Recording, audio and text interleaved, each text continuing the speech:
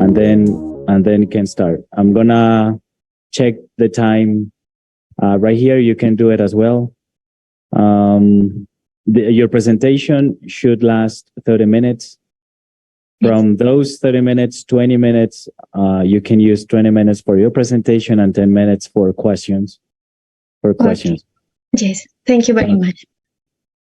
Okay, our next presentation is Pedagogical Relationships and Identities in Research Incubators, Reconceptualizing Research Training for Language Teachers by Jennifer Daniela Regalado Chicaiza. Okay, Jennifer, it is all yours. Thank you very much. Well, good morning, everyone. Thank you very much for your sharing and company here. My name is Jennifer Daniela Regalado Chicaiza. I am an English teacher and I have been part of the research incubator Formación de Maestros de Lenguas at Luis Amigo Catholic University since 2017. And from this research incubator, we have developed this project that we are going to share today.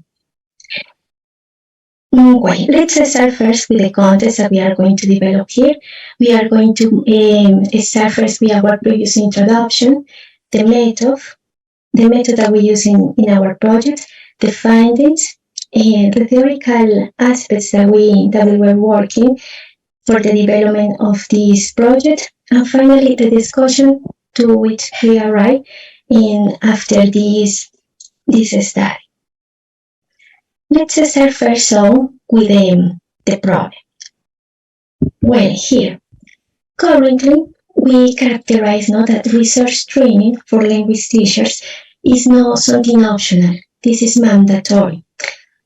At the beginning, that was something optional with the General Education Law in 2017, and with the resolution 18/83, where training teachers as researchers is something mandatory. And there are different ways how we can receive this training. That is what we call the complementary path, the regular and the alternative path.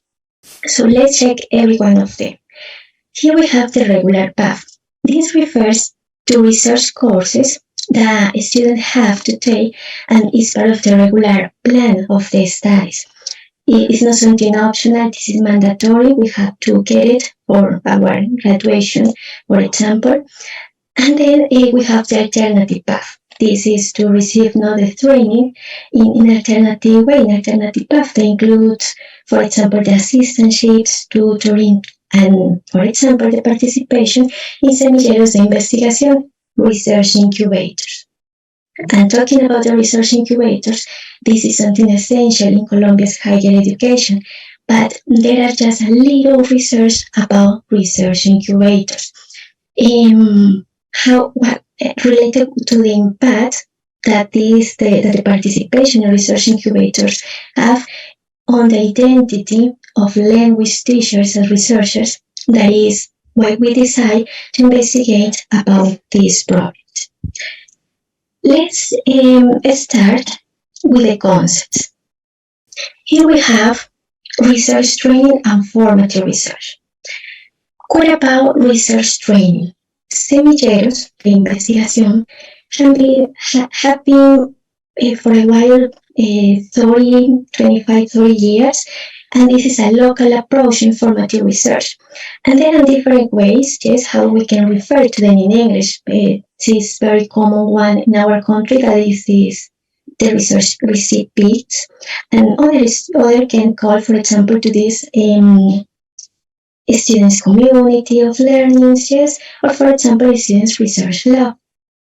And the reason what we call this research incubator is that when we start to investigate, what is the global impact of those concepts, so we realize that that in some international publications, especially in medicine, some people have published this concept, research incubator, because this has a great impact, resonance internationally.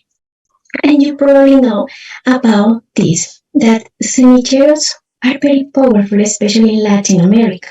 But if you talk about research seed pits, maybe with people from Europe, United States, maybe they are not going to get what is the complete idea about this. But if maybe you mention research incubators, yes, they can realize what this is about. The research training is fundamental in teaching education, and it has been mandatory in our licenciatura program and our teacher education program at all levels. So research training, the principal point is to develop a critical thinking, critical aptitude, to develop the creative ability in teachers and students according to our laws and regulations. In this way, the main point is contributing to the creation and production of scientific knowledge, innovation, social and cultural development, introducing teachers into the cultural research. Attending this as the way how we transform our practices and in our schools realities. We cannot be a part of this. And another element that we have is the formative research. There has been a long discussion in our country about types of research, and we have formative and scientific research, no? So the formative research in the traditional definition follows the similar as a scientific research. But research is to have novel researches, learn about research by doing, engaging in the field, how to research. And they can become active members, active research agents. And this is based on the concept by Restrepo Gomez and Miyahira Arakaki, who developed it. Let's continue. So we have our research incubators. What we have here.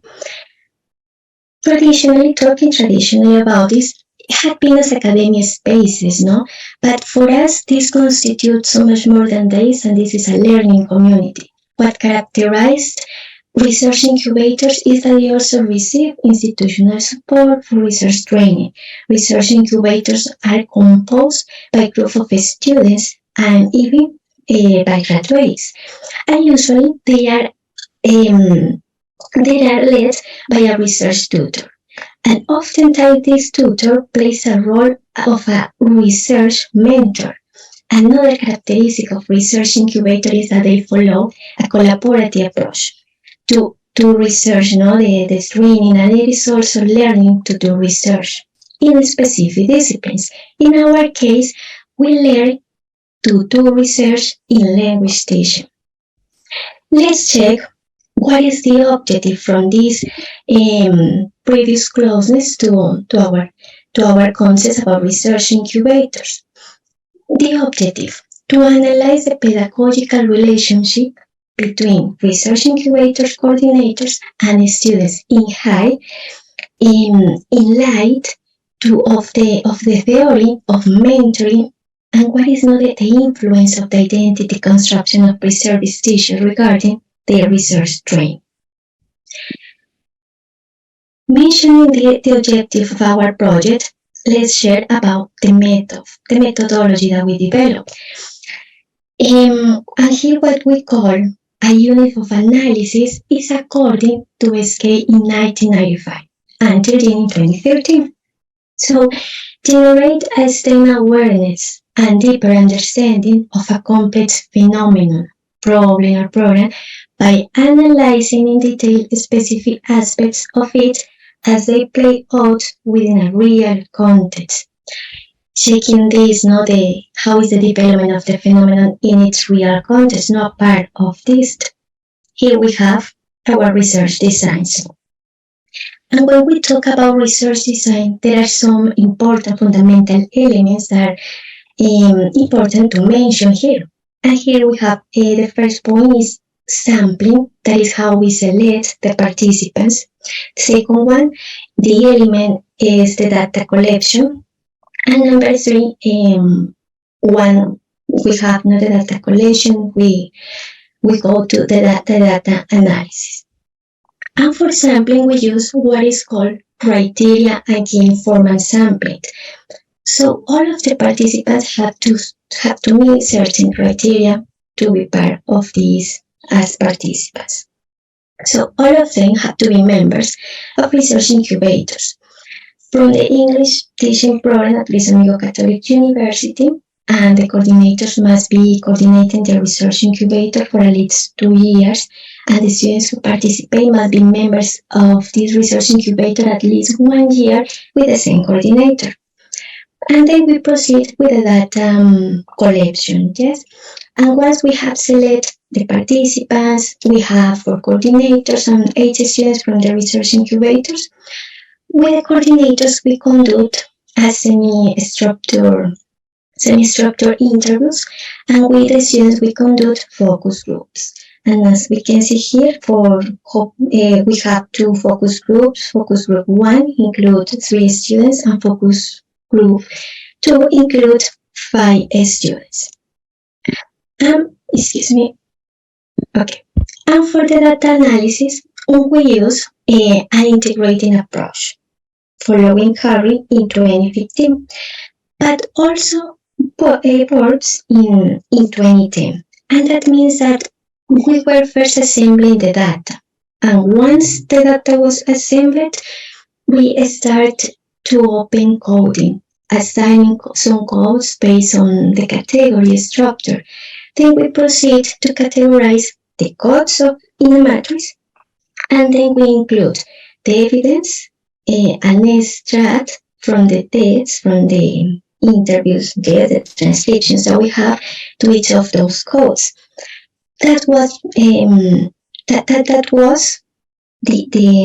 first part of codification. Then we start to find relationship between the categories and even between the categories. That was the relating part. Finally, we start to create interpretation, which is basically how we construct the findings. So let's check about the findings that we have here. An important element to discuss concerning this pedagogical relationship is that in the case of the principal idea, yes, from the teachers, in the eyes of the coordinators, in this case, the leaders of these groups, of the research incubators, oftentimes becomes research mentors, as we mentioned before, and mentors plays a fundamental role in research training. Mentors, according to Malderes and Botowski, are acculturators, sponsors, models, educators, and supporters. And that means that unlike other teachers, they play very key roles in the development of the research incubator. Let's take a look about what we found related with those terms. The coordinator's role. Here we have the first one, supporter. We found that first, when we say coordinators are mentors, and as mentors they are supporters, and it means that they are engaging with the students in an emotional level. They are accompanying the students throughout the research process by providing emotional support, and they help students through the ups and downs of a training process, because it is not a linear, it is not something stable, and it is important to have the emotional support, the connection with the other. One of the students mentioned, the coordinator has always motivated us and has instilled confidence in us by saying, guys, what you are researching is great. Keep going, do not doubt yourselves. Related to the second point that we have a culturator, introduce the students into the research culture, into learning the research that you see in the evidence. They are guys that walk along with the students in the process of doing research. So this is not having the students homework and then check research assignments. Is an investigating process, writing, presenting, participating with the students. Finally, we have sponsors. Also, they are sponsors. And that role often goes beyond and outside the classroom, means that all the resources that you have as a teacher, or the pedagogical resources to facilitate the incorporation of these new resources into professional communities. For example, by going with the students to academic events, writing, publishing with the students, those are activities that certainly go beyond the classroom. And one of the professors mentions, I think I am a facilitator, a catalyst, because I mediate the research process, and I'm just validating and shaping the ideas that the students bring along. Let's talk now about the aptitudes and competencies. The research incubator's students can develop competencies and aptitudes for research. The Faria and the Alice 2006, and these include autonomy, critical thinking, self-confidence, teamwork, and scientific curiosity. Let's get a deeper closeness about those terms. So here we have the autonomy. What we found from the participation of the students, that they mentioned that the participation in the research incubator give us, and I can say, I can talk in first person too, as a member participant of a research incubator. The participation in this give us the opportunity to go beyond what we already know. Yes, not settle for what is given so easily or what we already know, but we have the chance not to be more autonomous in our learning process, in how we can contribute to our training as a teachers, even as people. The second point, the critical thinking.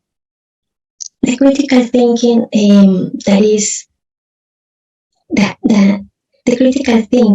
that is a complete transformation about or on the beliefs that the members of the research incubator have. So this caused, yes, to, as we mentioned before, with autonomy, go beyond. So yes, reflect in a better way, analyze what we are developing, what we are discovering and creating in that teamwork. And this conduct us to the scientific curiosity in how for example, we arrive to the research incubator, maybe we little knowledge about what is research, and maybe we see this very far from us. But when we are immersed in this process, so we start to raise this curiosity for research in order to create new knowledge, new theory, and this happened from that meaningful characterization of the research incubators, that is the collaborative teamwork that we develop in these communities. Let's mention about the last two concepts here, the self-confidence. It was not very confident. One of the students mentioned, I was not very confident, but my coordinator has made me develop more curiosity in me as a person and as a teacher. Because most of us, we don't trust in ourselves for doing whatever thing, and when we find this in a context like this, research, and suddenly our coordinator tells us, okay, you're going to develop this is your task now, to develop, and we are like, really, you believe, professor, I can do this? Yes, of course, you have the capacity to do it, and so give us the chance to develop other skills and to recognize ourselves. And finally, we have the most important point here that we were talking, the teamwork, that is something fundamental and touch to the members, that the things can be done by yourselves, yes, but there are other things that require the cooperation of other people when you can get linking and can get together all the process that you have developed, because always is a constant process that you are developing in a team, in a group. And as we call it, yes, this is another family for us. Let's continue with the theory, so that we develop to got those aspects, those findings. Key concepts, pedagogical relationship.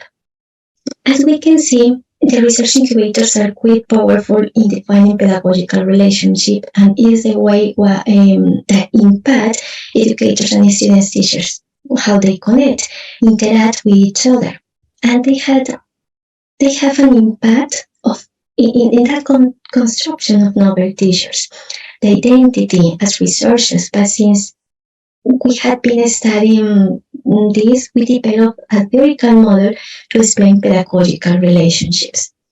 In our main questions is how we do educate, talking from education, how we educate other people, how do we learn, and we are concerned about the role of teachers and the relationship we create with students.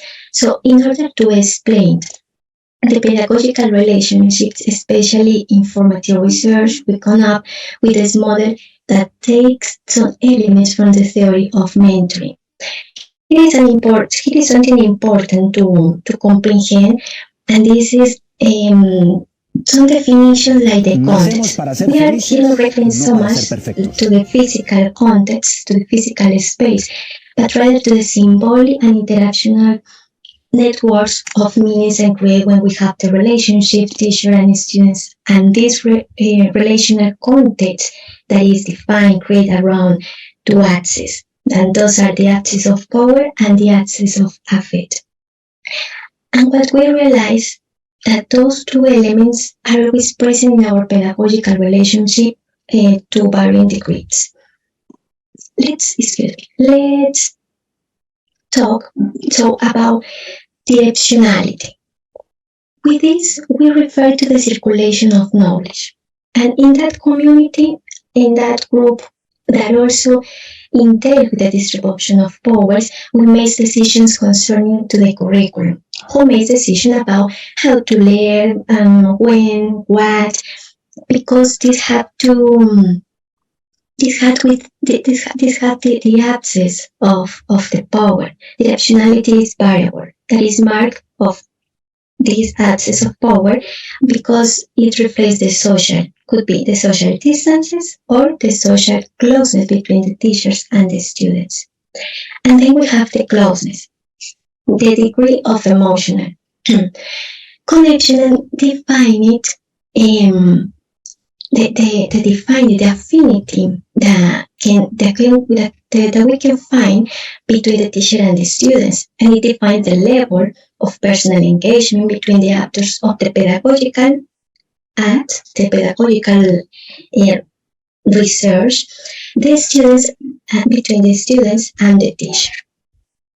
Let's mention about the approaches to pedagogical relationship in research training. We use this graph to represent this approach. The vertical coordinates the Y, and this coordinates the axis of power. And then we have the horizontal axis, which is the axis of affect. And depending on the degrees of power, you can identify where is any pedagogical relationship. And on the axis of power, we locate the variable directionality, and on the axis of the affects, we located the variable of closeness. And there are more individualistic approaches to research training. And usually these approaches are knowledge-centered. What I mean by knowledge-centered is usually understood as a fixed cultural construct. And the role in this axis of power, the knowledge center, is that the teacher has the knowledge, and that the teacher is just going to transmit the knowledge. The student is just a receptor, just who receive knowledge, and this is the process here. And with this, maybe we don't want to say that one of this is better than the other. No, but what we want to mention is just the difference that we find in those approaches. And here we have, for example, the knowledge center. In this, we have a horizontal connection. This is closer, to collect the approach to research in education. And in this collective approach, the focus is not so much on knowledge as a fixed construct that precedes, but rather the focus on the community of knowers, of learners, and both teachers and students are knowers. Both of them are engaged in learning and attending this. In this concept, so this approach is focused more on the knowers as they collectively engage in the process of constructing new knowledge, new theories, creating their own understanding. Not so much vertical as the axis of power. Here we have our pedagogical relationship in research training. So we have our criteria, what we were sharing before, the directionality, decision making. You have 5 minutes. Okay, thank you very much. Interactional focus. So the approaches, the knowledge center, knowledge center.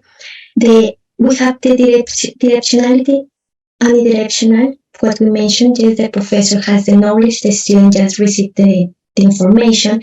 The knowledge center both construct the knowledge. The knowledge center, so it's vertical.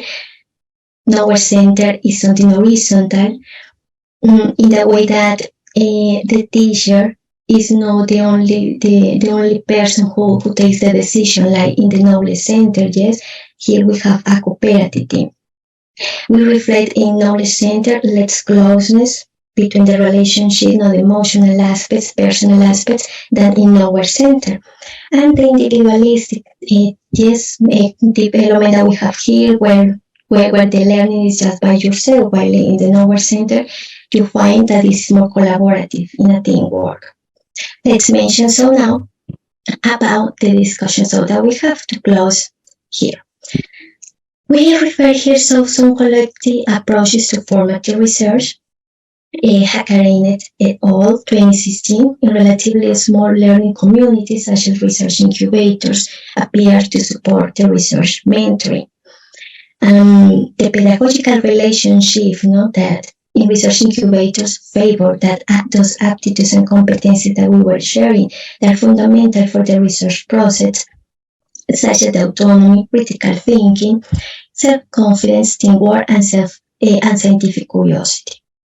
We have that this is small classes, so imagine if the teacher, the coordinator, mentor in this case, have just 4 or 5 students, even 10, yes, the relationship is going to be closer, yes, than if you are in a scenario from your career. Yes, you are going to find 30 students, 40 students, so there are not some aspects, those situations that don't facilitate, yes, the closeness, the close interaction with between the student and the professor.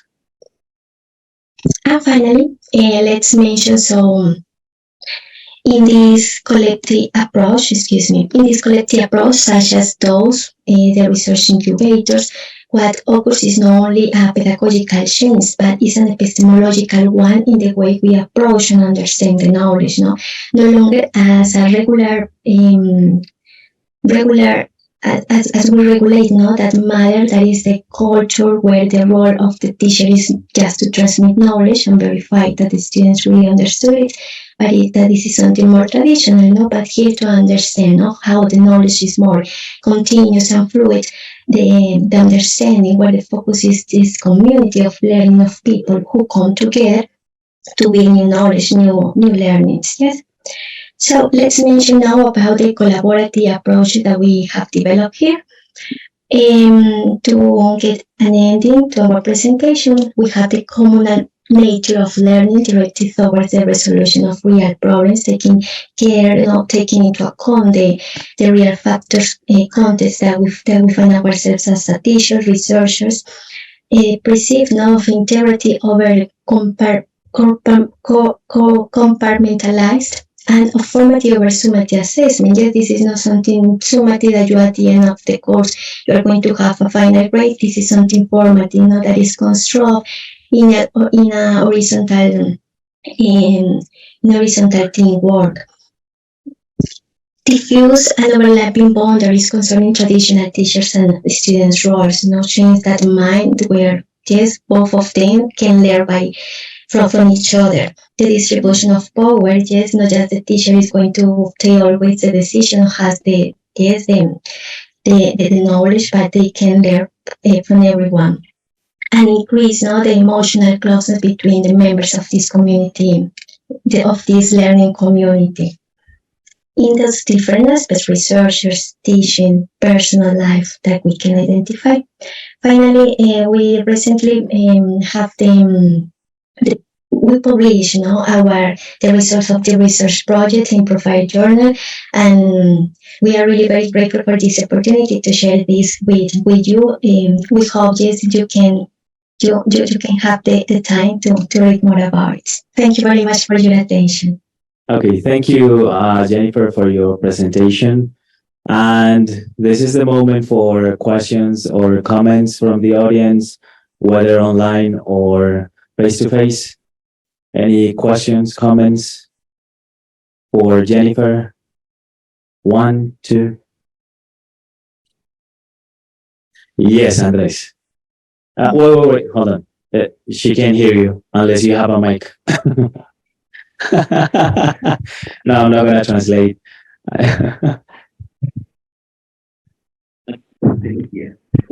Okay, good morning. My question is more related with kind of motivation that we always need just to have there in the semilleros or the research incubators. Okay, with the students. Okay, for example, I lead I work with Semillero Investigación since 2012, and there is always a kind of continuous struggle just trying to revamp the students that we have there, or just inviting the people to come to the semilleros, because you know that is a kind of open space in which students, I don't know, they come to these places just for their own motivation. So basically, I don't know, I would like to know this kind of perception of from your side there in your institution about like that continuous motivation that we need to have with the students. How you do it with them? Totally. Thank you very much. And this is a really very special question because I would like not to share, for example, from my experiences when I arrived to the research incubator 2017. I didn't just have any closeness just to the research part, or just I didn't have very solid knowledge about research. But maybe this doesn't happen, in our research incubators. This is something that we find, for example, in our program, at least in our university, that this always depends, on the training, on the personality, identity of every person. In this case, from the coordinators. What we find, for example, in the process of the research incubator, what with my coordinator was something very powerful, very special from the human side. So when you have that kind of connection with the people, my professor, my coordinator, was not just the coordinator of the research incubator, was not just another professor, was someone who was and who is always taking care of us as people, as students in our training, teaching, formation. So what I can mention here, that this is going to depend always, yes, in related to the person that we have in front of the research incubator. But the motivation for me, for example, I finished my undergraduate degree in 2020, and I decided to continue because I see here in this research incubator the important and the meaningful opportunity to continue with my training, with my formation, and just not say stop here and this, that was all, no, but continue, because we develop in fact that curiosity for researching and how we have the connection with the people inside the research incubator really give the power, yes, to continue. Give us that motivation to say, I really want to continue with this. And I fell in love, yes, with research through my research incubator. Yes, and it's something that I really enjoy, I love, and I have the passion, and I would like to continue exploring, discovering new things. But that was thanks to the to the closeness, to the human side that we have with our coordinator and the members of the research incubator. For example, the members that, as you mentioned before, yes, that we have right now in our research incubator are not the same members, the same classmates that I had at the beginning. Right now we are just, and I have the opportunity to see the different generations that pass from the research incubator. And it is that always as someone arrive, have the same feeling, yes, but because of the labor commitment that we have, is just complicated sometimes to continue with our participation in a research incubator. For example, here our professor, what he managed is, guys, you are graduated, right now you are in the labor field, so what we can do, we can have hybrid connections, yes, so in that way you can participate, or you can make, yes, your presentation like I am here doing, you can participate in the writing. If you cannot attend maybe all the meetings, yes, this is possible. If we can attend face to face, we have, for example, the hybrid, are all those kinds of possibilities that we have to continue with this participation. Okay. Okay. Thank you, Jennifer. Okay. This is it. Thank you. Thank you for your presentation, Jennifer. Now we have our lunch break, and we will come back at 2. Okay. Okay. Thank you very much. Thank you. Thank you very much. Thanks a lot.